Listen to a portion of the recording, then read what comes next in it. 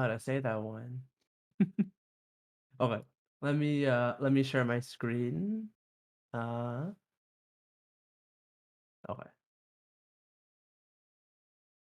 Let me know if you can see it. Hopefully you can.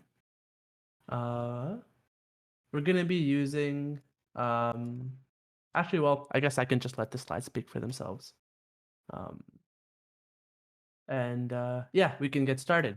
So this workshop is keeping up with Kubernetes, sometimes stylized as K8s, because writing Kubernetes over and over and again is very painful because it's a long word. Yeah, excited to be talking to everybody today, as I said before. Okay, so today we're going to be talking about 4 main points. So we're going to start off by talking about the case for Kubernetes. I think somebody in chat mentioned it's Docker but better, and so we'll get a little bit more into that. Then we're going to go into, what is Kubernetes? Where did it come from? Where did it go? Where did it come from? Cotton Eye Joe. Then we're going to get into an interactive demo, followed by what's next after this presentation and what you can do with this presentation once you're done.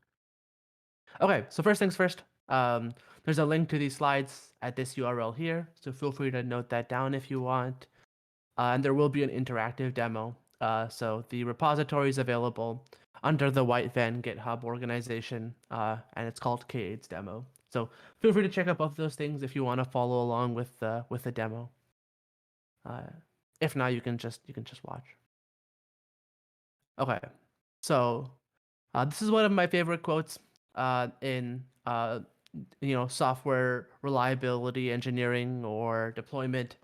And so it goes like software engineering has the same thing to do with having children. The labor before birth is painful and difficult, but the labor after birth is where you actually spend most of your effort, right? It's kind of similar to another quote that goes along the lines of you spend 10% of your time writing 90% of the code, and 90% of your time writing the final 10% of code. And so, let's talk about how and why we use Kubernetes, and let's paint a picture about the use case for Kubernetes. So this is you, right? Let's teleport 2 months in the future. Summer has just started. You're done with the semester, and you have a great idea for a web app. You start working fast. You write all the code yourself, or maybe with a friend or two, and things are going well. You're making lots of progress. You're set for a V1 release after a few months. You buy a domain for, let's say, cadabra.com, and you start using a service like AWS, Firebase, or Heroku to deploy your app right away. You might use DigitalOcean if you want a virtual private server, or maybe what else is on here? AWS Amplify is that top right icon. All different options for cloud hosted services. The deployment went well. No issues yet. Things are going really good. Your users start rolling in. Your requests go up and up over time. Soon the assets is gonna start coming, and you're gonna start rolling in that money. But oh no, you get an email from one of your users saying your service is down, and you have no idea why. You didn't take your service down, and you check out the log because nothing stands out.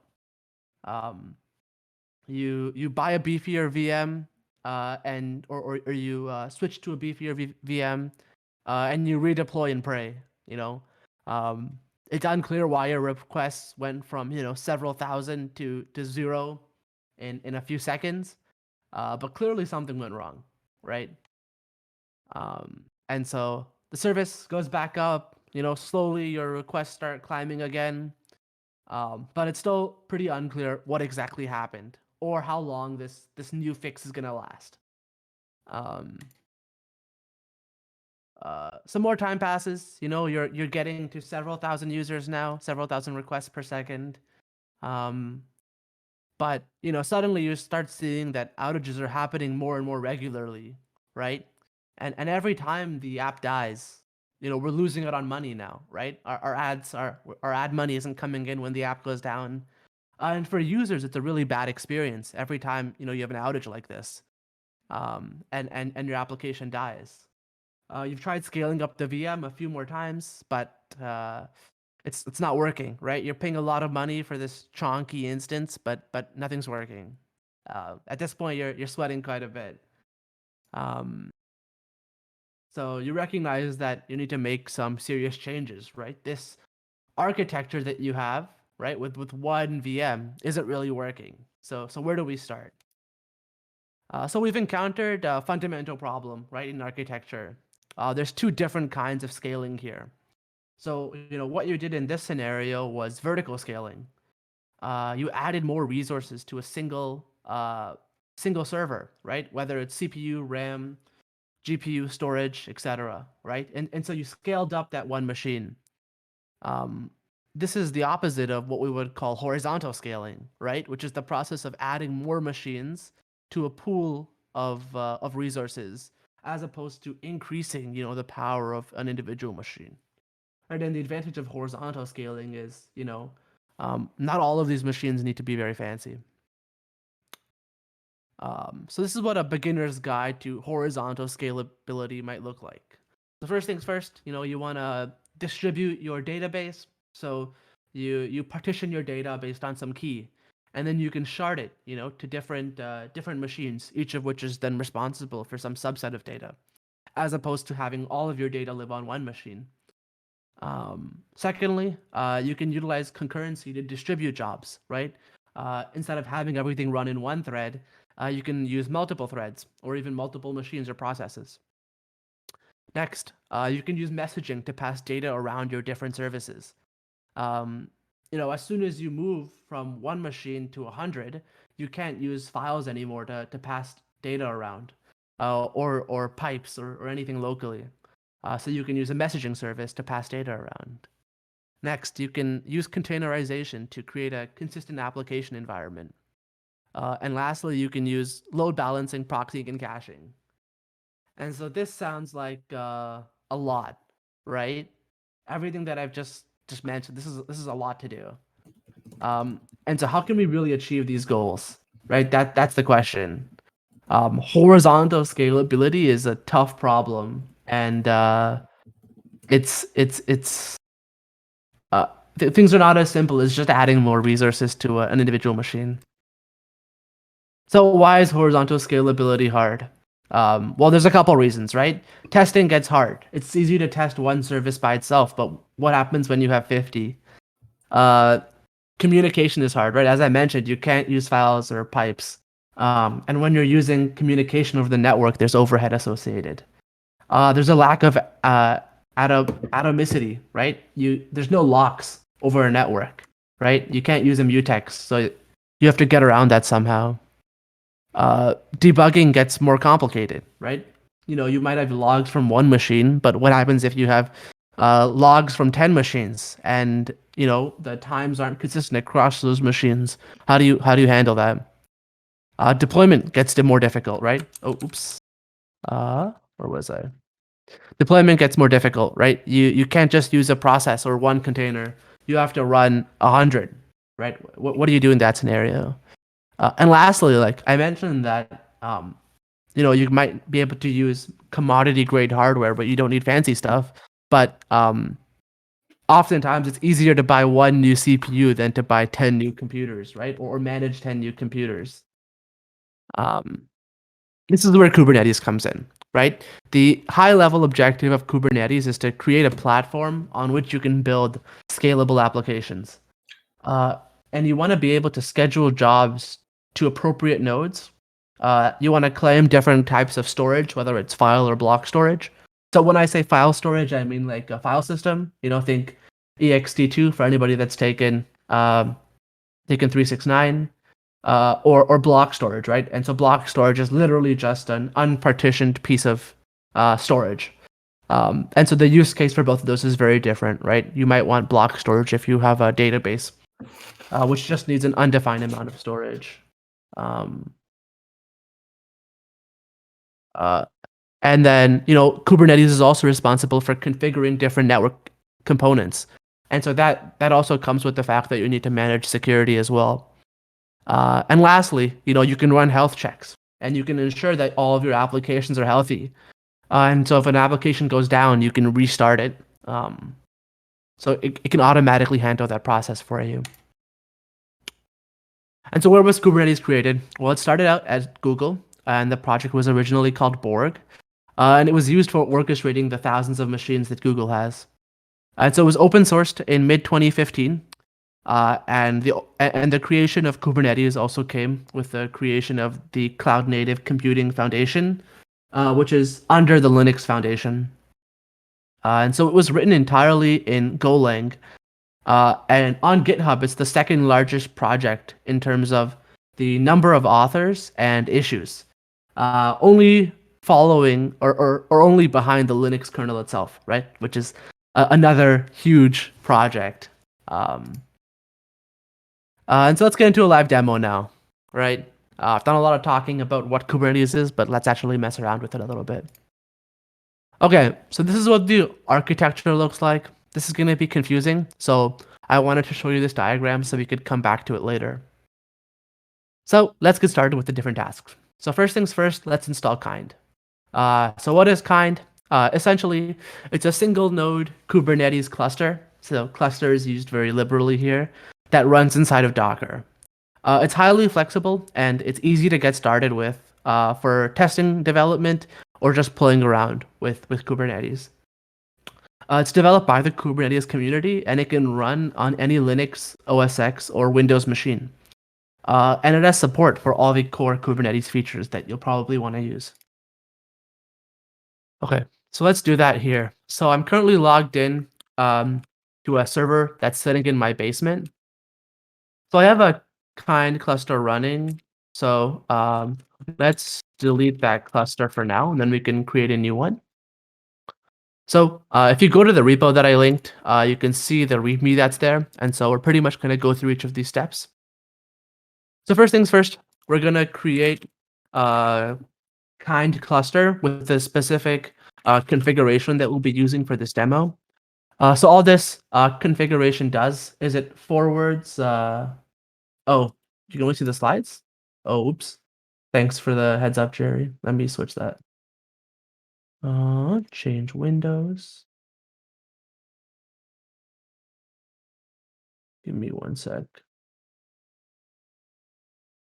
Screen 2. Okay, now can you see it? Hopefully. Okay, perfect. Thanks, Jerry. So yeah, if you check out the shell right now, you can see there is a YAML file here, which just stands for it's another markup language, and we expose 2 ports from the Docker container to our host machine. So this will be used for something later on that you'll see. So let's get started by creating our cluster. So this should work pretty quickly. All we're gonna do is pull an image and start those nodes. So next up, we're gonna want to create our database, right? And so for creating our Postgres database, we're gonna use a tool called HELM. And so HELM was one of the first tools built upon Kubernetes. And essentially what it allows you to do is handle package management. And so Helm charts allow you to define, install, and upgrade complex Kubernetes applications, like databases. And so you can create and share these charts through public or private repositories. And so in this demo, we're going to be installing a chart for Postgres. So we'll give this a second to start up. And so there's 4 distinct steps here to install Helm. So you would first need to, add the repository for where this Postgres chart is, update and pull this new chart, and then you can just install the chart. So as I mentioned, the tool is Helm, which you can also install using your favorite package manager, right? I think I use Snap. So let's install Postgres. So we'll give this 1 second. And yeah, so now Postgres is oops. Okay, so Postgres is in the process of starting up, as you can see. So it was pending because we were still waiting for Kubernetes to start up. And now our container is being created. So what this is doing behind the scenes is it's pulling the Docker image for Postgres. It's creating all the storage that we need. It's handling all the networking, and it's all opaque to the user, right? Kubernetes handles all of that stuff for you. And just like that, we now have an instance of Postgres that's running. And so if we want to check out the service that's created, we can see there's a cluster IP here. So this is an IP address within our cluster, which exposes Kubernetes. We also have created a secret right here that contains the credentials that we need to connect to Postgres. Okay, so that's Helm. Next up, let's install the backend and frontend deployments. So we can do that by going into the manifest directory. So we'll install the backend one first. And so all this is doing, let me know if you need me to, actually I'll zoom in a bit more. Okay, so what this is doing is we've created a service, which is how we expose something on the network from within Kubernetes. And so we don't always want to expose everything. So service allows us to choose what we want to be on the network. And then we create a deployment, right? And so a deployment is a type of resource in Kubernetes that represents some application. And so within this deployment, we describe the different containers that we want to create. In this example, we just want to create one container, which is a Docker image called K8s backend, which I created. And we also want to expose the port 3001. And so on this container, we expose some environment variables, right? We want to give our container the Postgres host that it should connect to, which is which can be referenced by this DNS entry for my release Postgres, which is the name of the service, right? If we go back here, my release Postgres, default, which is the namespace that we're in, service because that's the type, and cluster and local because it's a local cluster. So there's DNS entries that are created opaquely. And we also want to add the password into the environment for the container, right? Which is value from a secret. So from the my release PostgreSQL secret, we want to expose the Postgres password into the container. And the same thing for the user and database, right? So there's a lot of like words here, but if you can break it down, each of them serves a very specific role in order to describe our deployment. So the front end one is pretty much the exact same, with the exception being there's no environment variables here, right? Like our front end doesn't need to know anything about the database. If you think about your classic MVC design. And so now our backend pod should be up. Yeah, that came up a few minutes ago. And then we can create our front end as well. Right, so this should start up pretty quickly. Yeah, so as I mentioned, we created 2 deployments. And the backend service speaks directly to the database using the environment variables that I showed you. So deployments are stateless and they're highly scalable, right? While on the other hand, Postgres as a database is not stateless, right? There is state in Postgres. And to represent that, we use a stateful set, which is a scalable and stateful application. So both deployments and stateful sets are higher order resources that create replica sets and pods underneath. So they're abstractions within Kubernetes. And pods are the smallest, unit of compute within Kubernetes. And a pod can represent, one or more containers.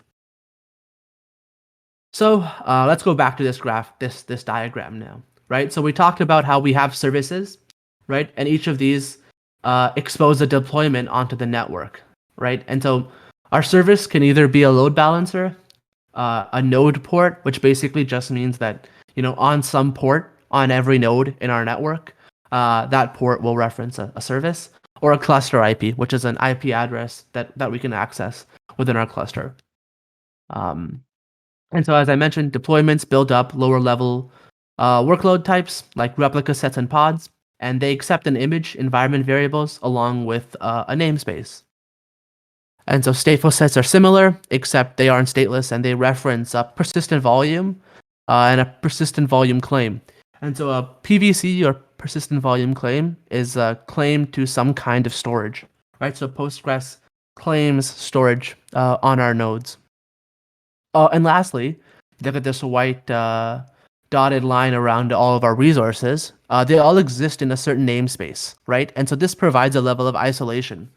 So Kubernetes uses a multi-tenancy model. So, if you're at a company with 100 people, an admin could give each team a different namespace to use. And a team could, put their own workloads in a namespace, and it's isolated. So they don't have to ever worry about conflicts with other teams or, security issues or anything like that. And so we use RBAC, or roles-based access control rules, to allow only certain users to access certain namespaces. And also, like, you do certain operations. Okay, so our front-end pod should be up now. So next up, Next up, we're gonna validate the status. As we've seen here, everything is running, everything is healthy. And now we're gonna, so in my case, I'm gonna do a port forward so that I could show you the demo. But if you're running this locally, then you don't actually need to do any port forwarding. So yeah, in this scenario, I am port forwarding port 30,001 to port 3000 locally using my user. And so we'll let that happen now. And so now, if we go into the browser and we go to localhost at port 3000, we'll see that we can access the web app, right? So this is, for anybody that watched the Docker workshop, this is the same web app that we use there. And so let's say our fake Twitter post is, "Hi, White Van." It's the post author is Krish, and the message is, "Hi, White Van. Welcome to the K8s workshop." So we can submit this, and we'll see that our post shows up here. And so if we open a new session, we'll see that all of our messages are there. And we can put new subject lines in. So let's say, "Thank you for watching. Oops, Krish." We can make our new post, right? And so fake Twitter is working as expected. Yeah, this is the White Van cinematic universe. Yeah, so let me go back to the slides. And so cleanup is just as easy as creating everything, right? So let's end this session, the SSH tunnel for now. And we can go back to the machine here. So we talked about how we created all these pods, but we can just as easily remove them. So if we do Kubernetes kube, so I'm writing K if you see this here, but this is just shorthand for kubectl, which stands for kube control, delete F, and then we can delete the front end, right? And so just like that, we have spun down all the pods. They're terminating. And we can do the same thing for the backend, right? So it's terminating as well. And just like that, all of those resources are freed up for somebody else to, create their own workloads. Okay, so what's next? And where do we go from here, right? We've gone through all this material, but what can you do with this knowledge? So there's still a lot to learn, right? Kubernetes is just one tool in the world of scalability and deployment. And the more things you learn about Kubernetes will transfer over to other technologies as well. Um, if we go back to this slide from earlier, where I went over all of these things for horizontal scalability, this might seem like a lot, but they're all things that you can start learning now, right? Honestly, once you've taken 209 in second year, you're pretty much good to go ahead and learn all these things on your own if you want to, right? Don't underestimate the amount of knowledge that you have. Um, what else? And you can tinker, right? I showed you how to install kind. You don't need to have a huge Kubernetes cluster to start messing around and learning. More than 50%, I think it's more than like 55% of Fortune 500 companies are using Kubernetes to scale, right? So odds are if you end up getting a job at one of these big companies, there's a good chance that you'll be using Kubernetes. I can personally say that, in the 4 or 5 companies that I've worked at now, I think 4 out of 5 of them have used Kubernetes in some capacity, right? So it's a very common tool. And contribute, right? Literally every technology that I talked about today is open source. And so if you're really interested, you can start contributing back to these projects today. It might seem intimidating, but as I mentioned, you have the knowledge, and if you want to contribute, you can start contributing now. So that's pretty much everything for this presentation. Um, Thank you guys for watching. Um, does anybody have any questions?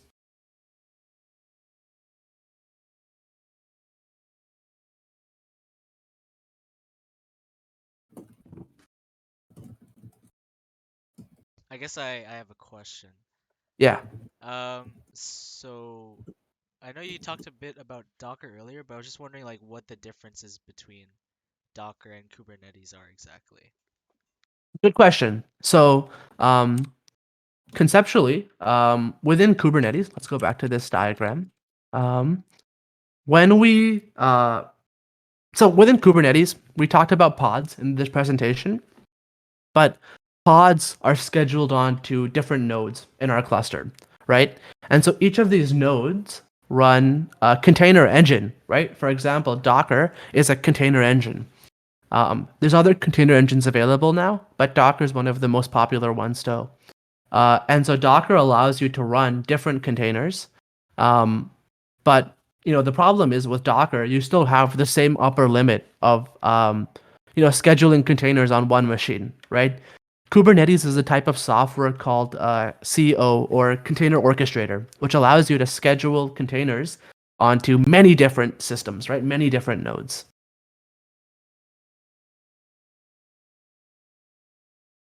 Does that make sense?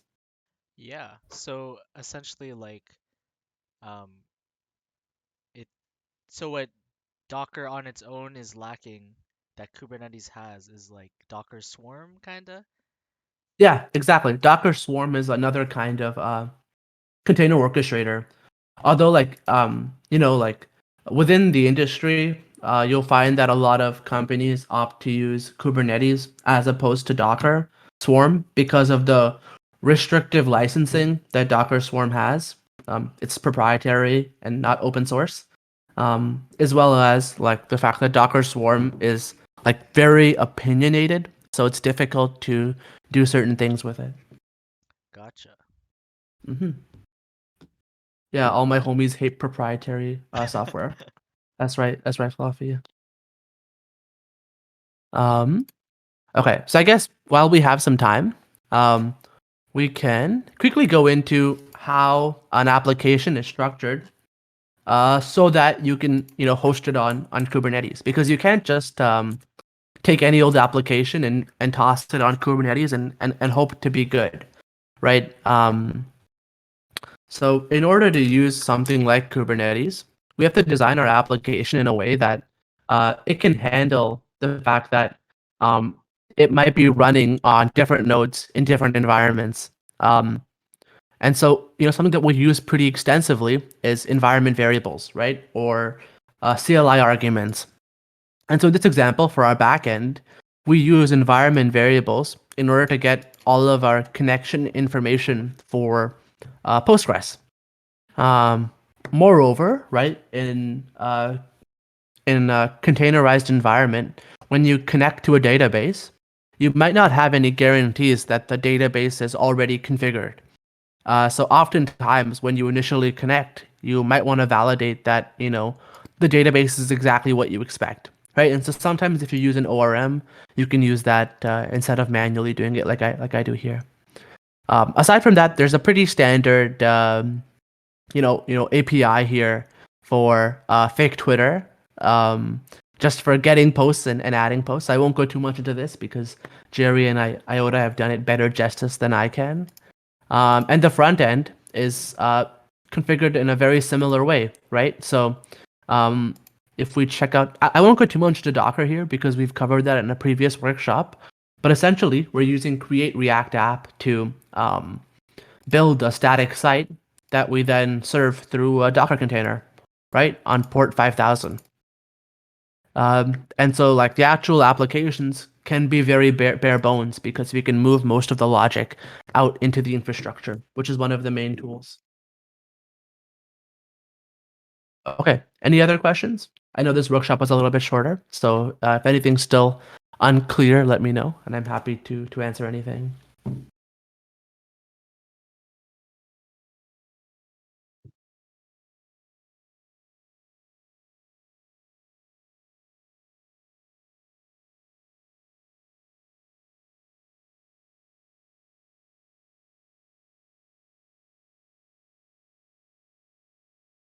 Thank you, Naz.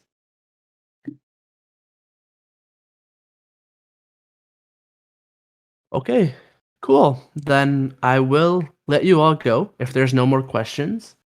Feel free to ping me afterwards if you're interested in learning more about scalability or just chatting. Um, I am happy to talk about it. And yeah, if you want to contribute to any of these projects, let me know. I am happy to answer anything there too. Contributing is a very rewarding experience. Your GitHub will get very green, and isn't that all that really matters?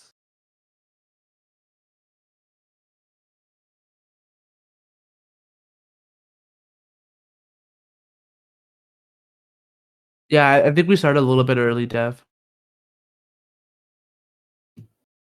Rip. Yeah, sorry. But the recording will be made available if you want to check it out afterwards. Is the source code on the whitevan org? Yes, that's correct. Under the K8s workshop. Look at how green my GitHub is. So nice. This is what open source gets you.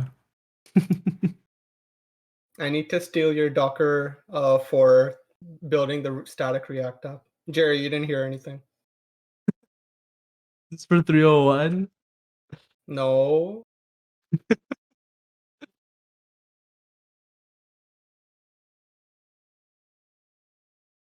It's true, caveman. Green GitHub is a true flex.